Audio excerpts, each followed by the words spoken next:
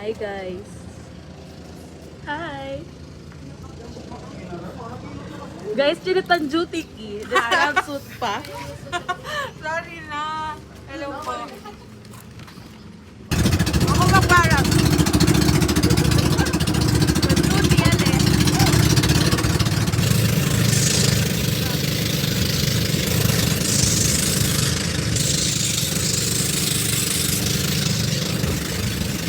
Saan naabot ang duty mo? Papuntang Santa Cruz Island. Kabayo natin, Santa Cruz Market. Buanga to? Oh, depart. Ano, nasa area na nilagay mo, like within like So of course, that's the UK. Actually, I'm not sure if common pag-feel ko. Basta, alam ko, isubo lang sa night. Yun na yun. Kasi that's spring.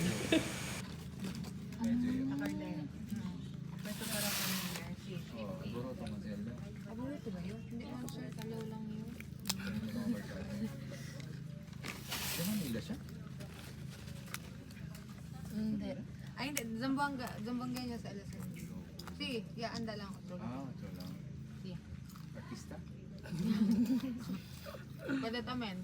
Siya, bakit siya?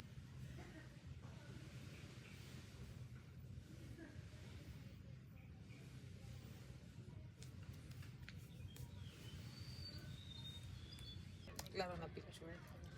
Basic picture mo din. Asa sila picture ko na. Pangitil ko, bis. Kasi di atong dress pick lima plema. Uraya!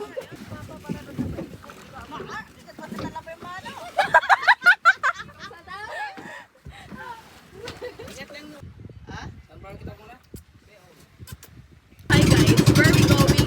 To Sandbar. Uy, I love your tattoo.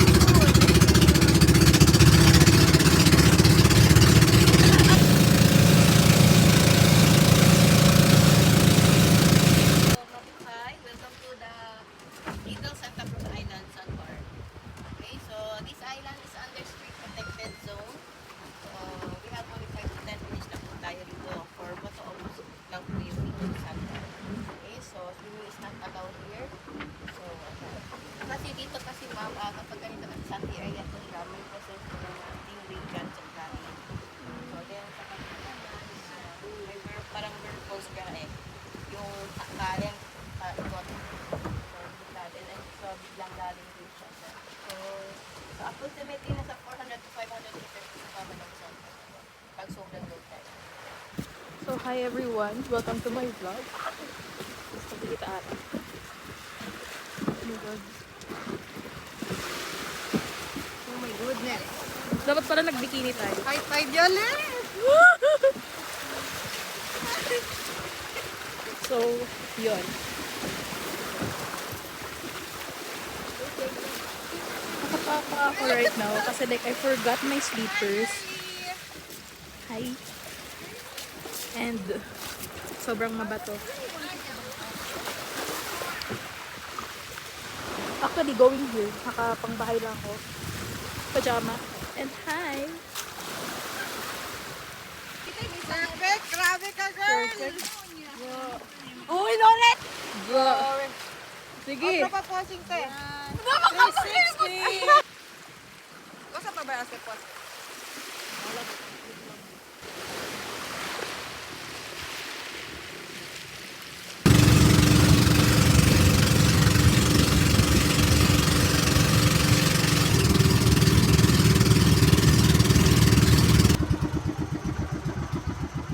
Bababa tayo? Ay, sa bangka. Bababa po tayo dito ma'am.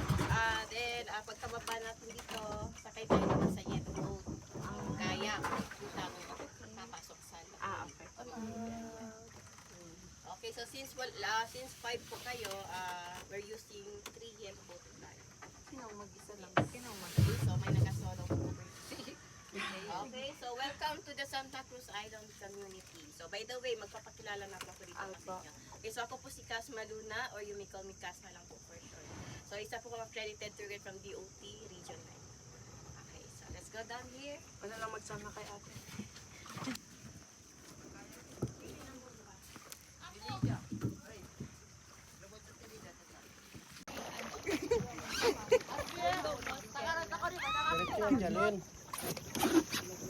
Wait lang sir, videoan kasi namin yung kasama namin sir, videographer kasi kami sir.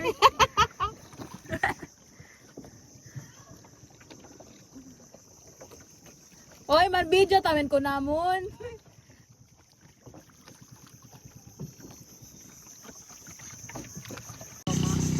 Hi! Kaya sa digni. Ando na yung tour guide natin. Paano tayo? Char. Uy, ara lang yan ang bakila. Uy, nice man here. Ma'am, wait lang. Mamaya ka na mag-speech, ma'am, ha?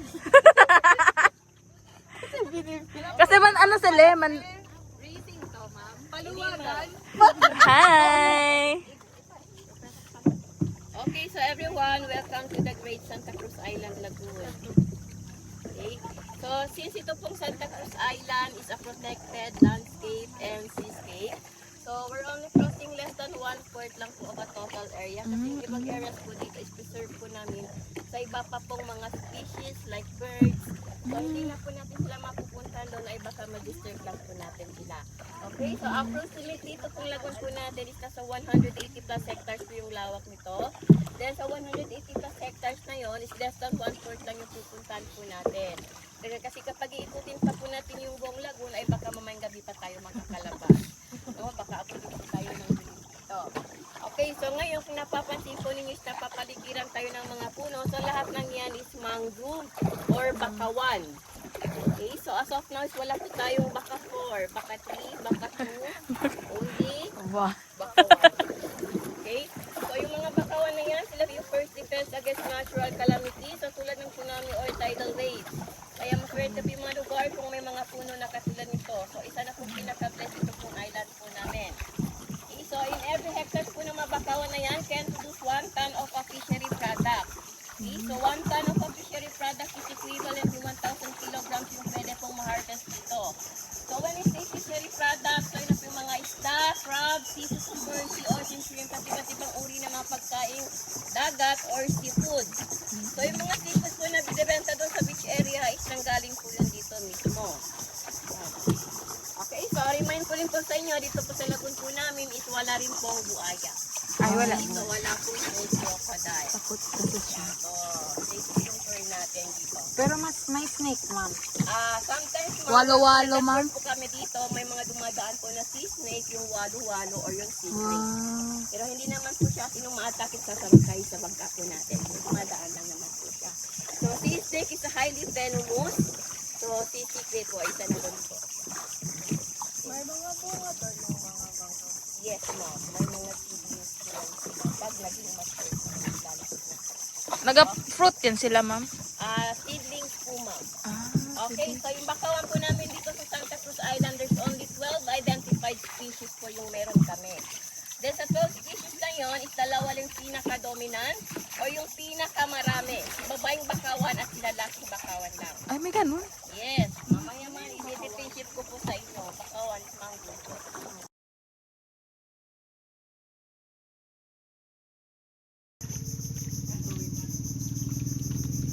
At cheap laya ka mo.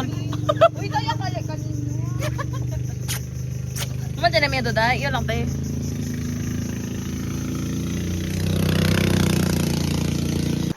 Pero doon po tayo sa medyo madami. Magsungkit lang pala lato. Sige na. Oh? Masarap. Kinain mo. Oo, masarap yun. Ano yung kilawin. Tako, may si Michael, ano, nato. Uy, di ako kumigo lato.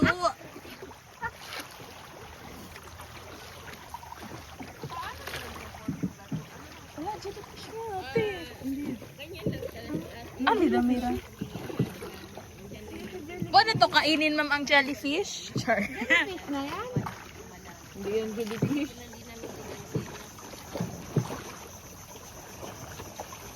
Day, asa sungkit lato, day.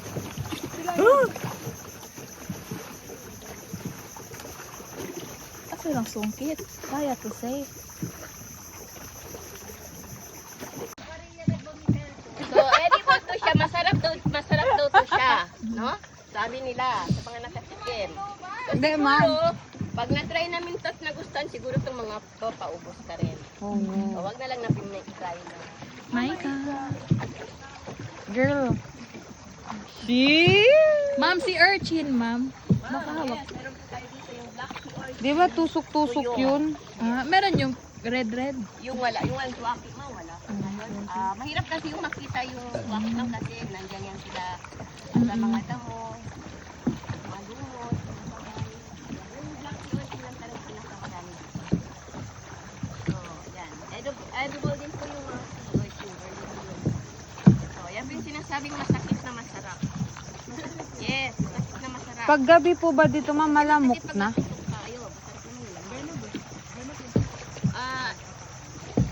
Actually, ma'am, masakit yung tuyong, pero within 3 days, isa rin po siyang natutunaw, mawawala. Hindi siya gaano. Jellyfish po yan lahat. Okay, so about 2,000 Yung light brown po? fireworks. Okay, so makinig. Kasi kapag makikinig po kayo, mamaya may quiz tayo. Sa mga hindi po makakasagot, may iwan dito. Okay. Community service po sa. Okay. Ayan, so makinig. Out of 2,000 in entire world, there's only 5 to 7 species lang po yung non-stinging jellyfish na meron. So luckily, yung isa po is nandito po sa amin. Okay, so pwede po tayong magpakwa sa mga paddler natin. So make sure kapag hawakan po natin yung jellyfish, yung water level lang po. Wag natin silang Gusto ko, paano may makakuha? tendency po pag na masyadong natagal na ilangat po natin, may tendency po na mamamatay po sila. Ay, ganun pala itsura ng jellyfish. Okay, so non-stinging jellyfish po to siya. Pwede po niyong hawakan. Bakit siya mukhang starfish? Actually, ma'am, ito yung tentacles na. There's hundreds of mouths, pero wala po siyang ngipin. So, don't you worry, hindi po kayo kakalasin nito. Pakuha. Okay, wala po siyang ngipin. In short, bungal po siya. Pwede mo pakuha. Saan mo? So, dilin niyo ba ito? Okay, tawag po. Okay. So, yung tawag po sa mga jellyfish kartoy na upside down, non-stinging jellyfish. Water level lang, ma'am. Upside down, non-stinging jellyfish. Why we call it upside down? Okay. Sarap kainin. Upside down. Bye-bye. Okay. So, pansin nyo, ma'am, yung mga jellyfish po namin dito is nakastay lang sa ilalim. No, unlike sa ibang jellyfish po na nakikita po ninyo na lumalangoy, kasi ito pong jellyfish po namin dito is one of the laziest creatures pong mga po. Ay, tama. In short, Kapag yung gamit yung sa lalaki, yung bunga, lalaki din o hindi? yes, actually ma'am, yung propagule po ni babae is also a female propagule din po, yung babaeng bakawan. Then lalaking bakawan is also a male propagule din po siya. So, dapat talaga, dapat si babaeng bakawan should grow among bakawang babae lang kasi trabaho niya is hulog ng hulog lang. So, lahat is babae dapat. Then lalaki is also dapat kasabay niyang lumaki po yung lalaki. Bakawan, marami siya sa isang stalk. Multiple flower or mabulaklakin. Nakakain yan, ma'am. Hindi po ma'am. Okay. Try mo. So then, Try mo, ikaw Yes, na malapit. lalaki naman ayaw pakalo kay babae, may bulaklak din po siya. Pero, Halata. dalawa lang bilog-bilog na magsalikit. Kita niyo ma'am? Okay, so madali lang pong tandaan, no? Yung kay babae is malapad, yung kay lalaki is matulis at may dalawang bilog-bilog. Okay. Pareho lang pala. Yan, so ayan, same like human. Okay, so now both of them, pag naging matured, is nagkakaroon na sila ng, nakikita niyo po ba ma'am yung nakalambitin na mahawa na sa taas? Ano yan, ma'am? Yan, so both of them nagkakaroon, babae at lalaki. So, yan po yung ginagamit na pang tree planting. Kahit sa ano po din, sa lalaki. Nagkakaroon same mission. Okay, so yung babaeng bakawan, yung dahon niya po, kung makikita po natin is malapad po siya. Yan, so malapad yung kay babae. Then yung kay lalaki naman dito sa kabila, pointed leaves or matulis. Okay, patulis yung lalaki. Basta lalaki, matulis yan. Okay? Okay, so Tiko. Relax lang to. Mirang beauty arang takin. Bale, mag-video ta.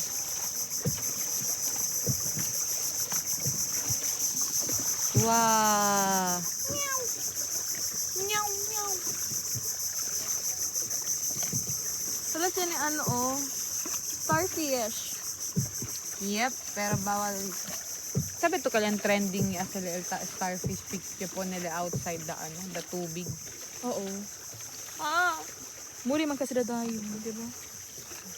Oo, favorite sila.